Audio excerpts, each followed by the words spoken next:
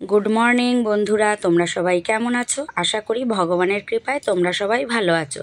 তো ঘুম থেকে তো আমি সকাল সকাল উঠি, তো রোজকার মতন আজকেও অনেক সকালে উঠেছি। আশি সমস্ত কাজ সেরে একদম স্নান করে আগে পুজোটা দিয়ে নিচ্ছি, কারণ তোমাদের দাদা আজকে বাড়িতে আছে, সেই কারণে পুজোটা, তাই সেই কারণে দিয়ে নিলাম। তো পুজো দেওয়া আমার হয়ে গেছে, পুজো দিয়েছি, দেওয়ার পর দেখছি রাস্তায় সবজিওয়ালা এসছে। তো সবজি নিতে চলে এসেছি রাস্তায়। আমার ঘরে আলু পেঁয়াজ একেবারেই বাড়ন্ত নেই, আর আলু পেঁয়াজ আদা রসুন এগুলো ঘরে থাকলে ব্যাস বাকি কিছু একটা রান্না করা যায়, তাই এগুলো আমি সব সময় ঘরে রাখি। তো আমি এখান থেকে সবজি নেব, নিয়ে আর আমি তোমাদের সামনে আসবো না, একেবারে সবজি কেটে গুছিয়ে নিয়ে রান্না করব যখন, তোমাদের সাথে আবার তখন দেখা হবে। তো সবজিওয়ালা রোজই আসে বলে তাই আমি টাটকাই সবজি নিয়ে নিই। তো সবজি নিয়ে চলো ঘরে যাই, পরে তোমাদের সাথে দেখা হচ্ছে। তোটা গুছিয়ে চলে এসেছি রান্নায়। তো কি রান্না করব, এখানে ভাতের জল এখনও গ্যাস ধরাইনি, আর এখন বাজে 11:30। এখন বাজে বেলা 11:30, আমি রান্নায় এসেছি। তো কি রান্না করব দেখো, এখানে আলু দিয়ে পটল দিয়ে ডিম রান্না করব। ডিম তোমাদের দাদা এইসবে নিয়ে ঢুকলো, ডিম রান্না করব। আর এখানে দেখো ভেন্ডি দিয়ে একটু বরবটি দিয়েছি, ভেন্ডি আলু, এই যে আলু আর বরবটি দিয়ে একটা ঝোল করব। তাও তো একটু পেঁয়াজ দেবো, কালো জিরে দেবো, দিয়ে করব ঝোল। আর এতে যে মশলা দেবো আলু পটলে, সেই মশলাটাও রেডি। আর কি করব বলো তো, এই দেখো এখানে কি বসিয়েছি দেখো, কচুর শাক। এখানে সকালে কচুর শাক এসেছিলো, তো কচুর শাক নিয়েছি রাস্তা থেকে, আর সেটাই সেদ্ধ বসিয়েছি, সেদ্ধ হয়ে গেছে, সেটা আমি নামিয়ে নেবো আর কচুর শাক রান্না করবো। এই আজকে রান্না করবো। তো অনেক বেলা হয়েছে, দেখি যত তাড়াতাড়ি সম্ভব করে নিই। তবে আমার তো দেখেছো সমস্ত কাজই হয়ে গেছে, স্নান পুজো সবটাই হয়ে গেছে। চলো দেখো, আমি কচুর শাকটার জলটা ঝরিয়ে নিয়েছি, দেখেছো কচুর শাক ঢেলে ফেলেছি, জল ঝরিয়ে নিয়েছি। কিন্তু আগে আমি ভেন্ডি আলুর ঝোলটা করব, কড়াই বসিয়ে দিয়েছি, তেল দিয়ে দিচ্ছি। আগে না আমি আলুটা ভেজে নেব, আলুটা আগে ভেজে নেব, তারপরে ভেন্ডি আর বরবটিটা ভাজবো।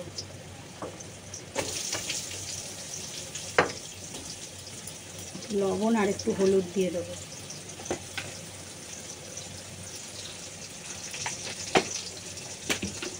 কুমচিটা বসে হয়ে গেল।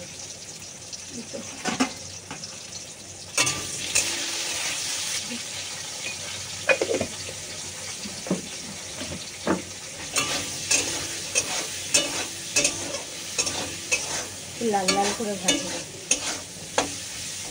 আলুটাকে ভাজা ভাজা করেছি, এবার দেখো ভেন্ডি আর বরবটিটা দিয়ে দেবো। এটাকে এবার সুন্দর করে ভাজবো।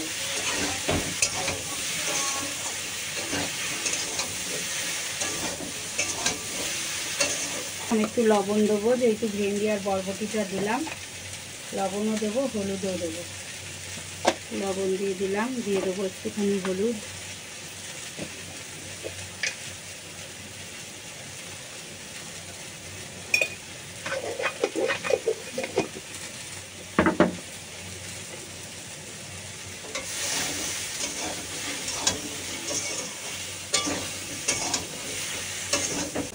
পেঁয়াজ আর কাঁচা লঙ্কাটা আমি এর সাথেই দিয়ে দিচ্ছি।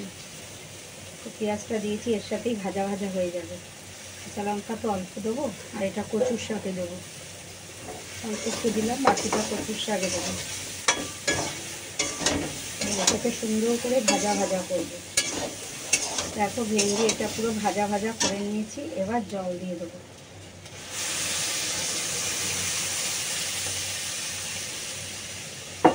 দিয়ে দিলাম জল।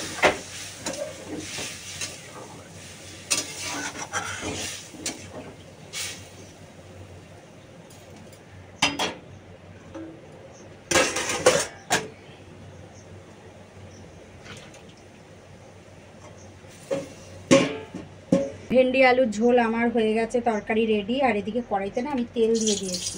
এবার আগে কচুর শাকটা করবো। তো কচুর শাকের মধ্যে ফোড়নে কী দিলাম বলো তো, শুকনো লঙ্কা আর দেবো ধনে। এই দেখো শুকনো লঙ্কা আর দেবো ধনে, দিয়ে কচুর শাকটা দিয়ে দেবো।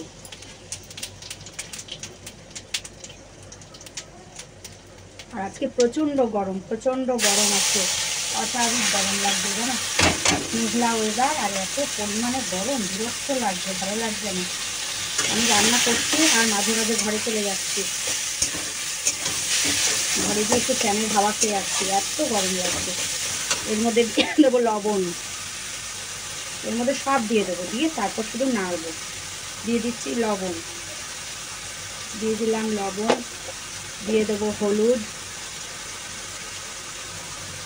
দিয়ে দিলাম হলুদ। কচুর শাক যেহেতু তাই এতে দিয়ে দেবো আমি মিষ্টি, সবটাই দিয়ে দিলাম। এবার শুধু এটাকে নাড়বো, নাড়তে নাড়তেই আমার রান্না হয়ে যাবে কচুর শাক।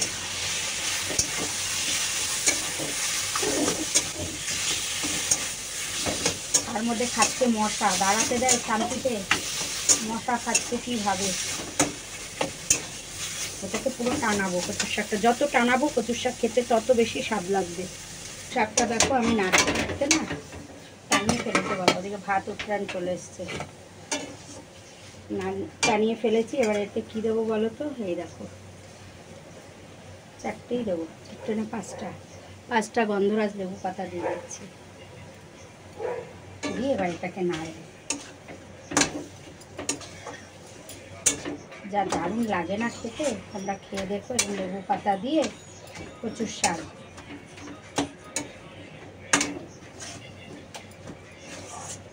মেরে আবার আমি লেবু পাতাটা ফেলে দেবো। লেবু পাতাটা না ফেললে না আবার তিতা হয়ে যাবে।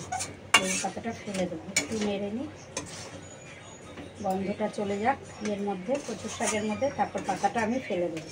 এখানে দেখো আমার তো কচুর শাক রান্না হয়ে গেছে, দেখিয়ে নিই তোমাদের। এই দেখো, আর পাতাগুলো এই যে তুলে ফেলেছি আমি পাতাগুলো। কচুর শাক রান্না আমার হয়ে গেছে, আমি কড়াই ধুয়ে বসিয়ে দিয়েছি।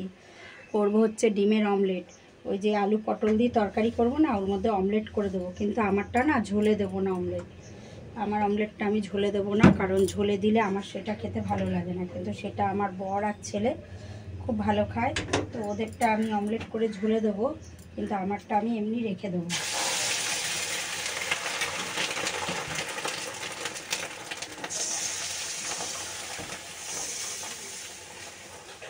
দেখো 4 টুকরো অমলেট করে নিয়েছি, 2টো করে 4 টুকরো করেছি। আর এদিকে এবার আলু পটলের তরকারিটা করব। কড়াইতে আমি তেল দিয়ে দিয়েছি, তো আমি আর তোমাদের সাথে আলু পটলের তরকারিটা শেয়ার করছি না।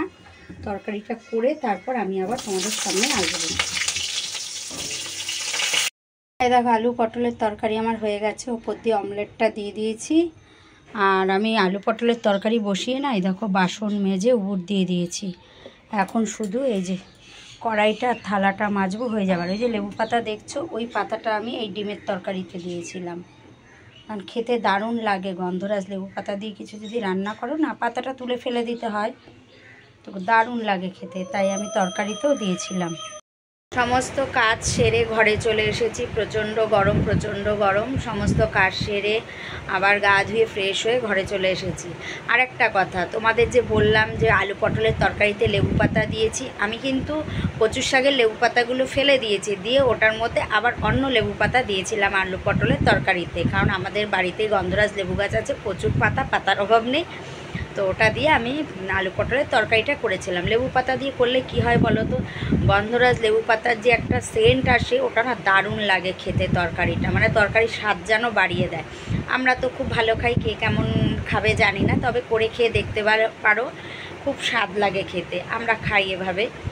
তো চলো আজকের ভিডিওটা এই পর্যন্ত, আবার একটা নতুন ভিডিওর সঙ্গে তোমাদের সাথে সামনের দিন দেখা হচ্ছে। ততক্ষণের জন্য সবাইকে চলো টাটা।